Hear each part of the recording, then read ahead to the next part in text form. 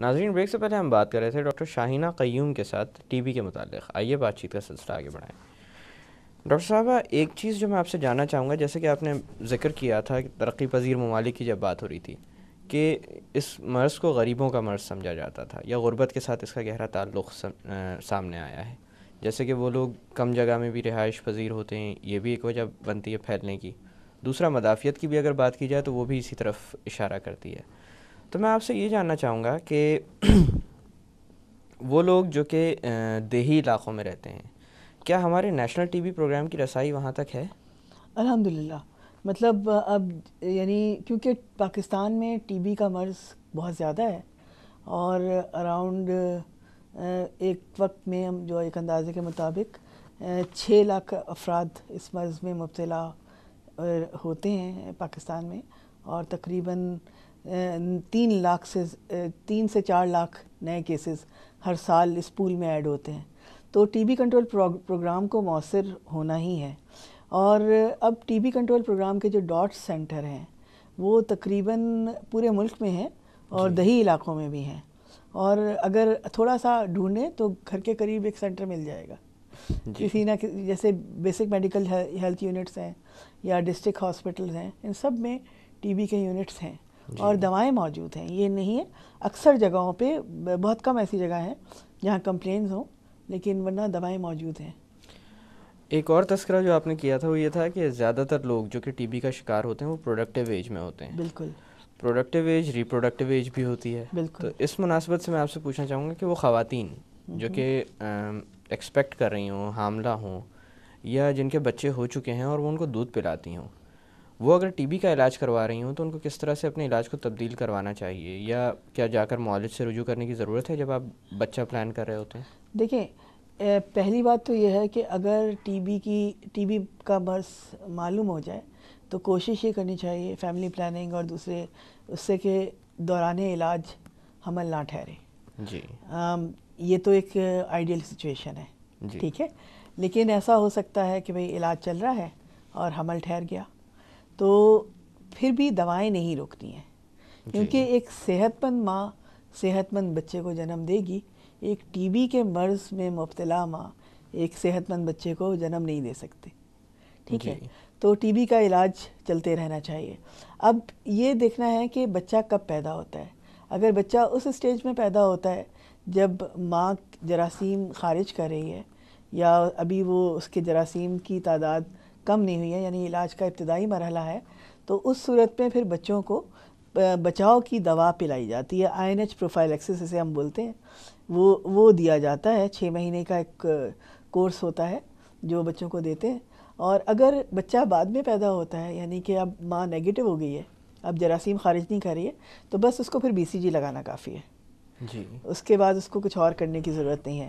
جہاں تک دودھ پلانے کا تعلق ہے، جتنے بھی ہائیجینک اصول ہیں انہیں اگر مد نظر رکھیں تو تمام خواتین جو ٹی بی کا علاج کروا رہی ہیں اپنے بچوں کو دودھ پلا سکتی ہیں.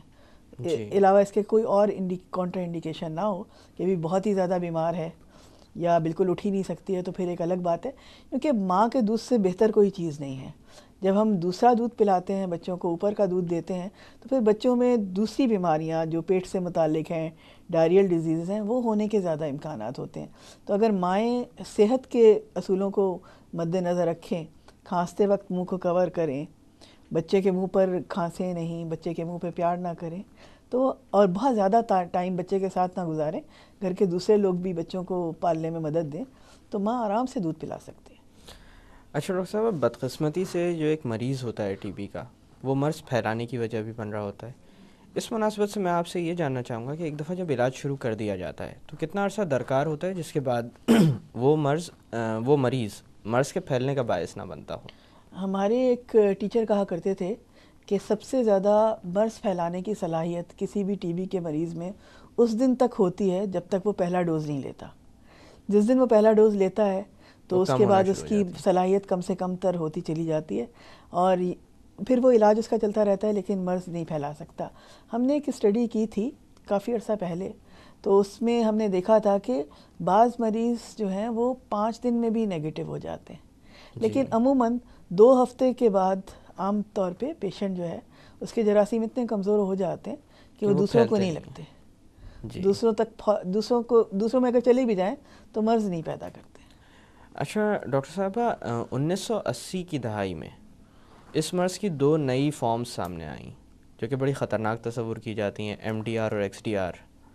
ان کے بارے میں جاننا چاہوں گا کہ یہ کیوں کر سامنے آئیں اور کیا انسان خود ذمہ دار تھا ان کو بنانے میں یا پیدا کرنے میں؟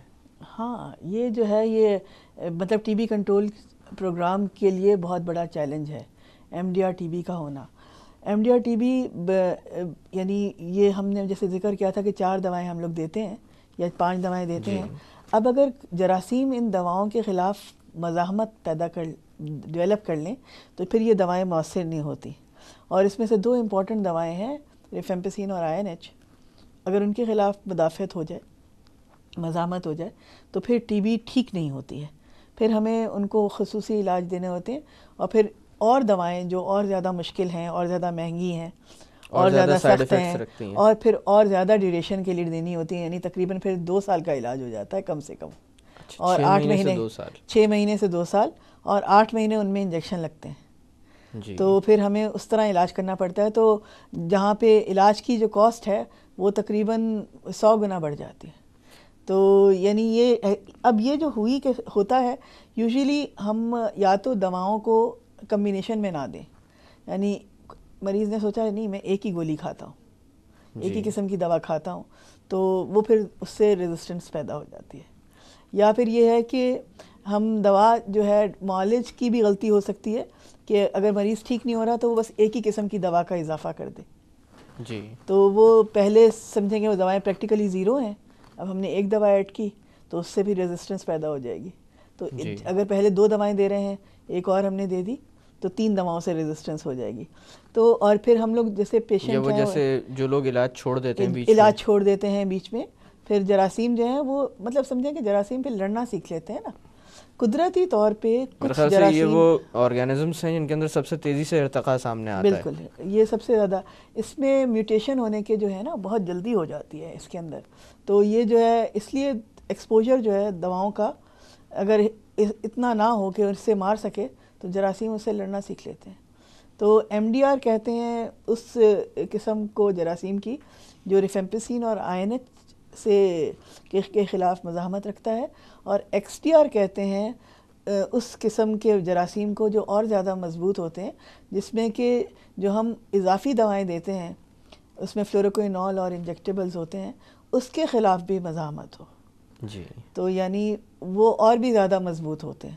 تو اگر پریکٹیکلی دیکھا جائے تو یہ بہت نائٹ میئر ہے، یعنی ایک ڈرانے خواب کی طرح ہوتا ہے ڈاکٹر کے لیے۔ جیسے TB کی ڈائگنوسس ہمارے لیے بہت آسان ہوتی ہے، اچھا TB ہے 6 مہینے علاج ہوگا مریض ٹھیک ہو جائے گا، لیکن MDR اور XDR جو ہے وہ ڈرانے خواب کی طرح ہوتی ہیں کہ یار اب کیا کریں۔ ڈاکٹر صاحب ہمیں تھوڑی دیر کے لیے باتوں کا سلسلہ روکتے ہیں۔ ناظرین وقت ہو ایک چھوٹی سی کمرشل بریک کا، بریک سے واپس آ کر TB کے متعلق مزید گفتگو کی جائے گی، ڈونٹ گو اینی ویئر۔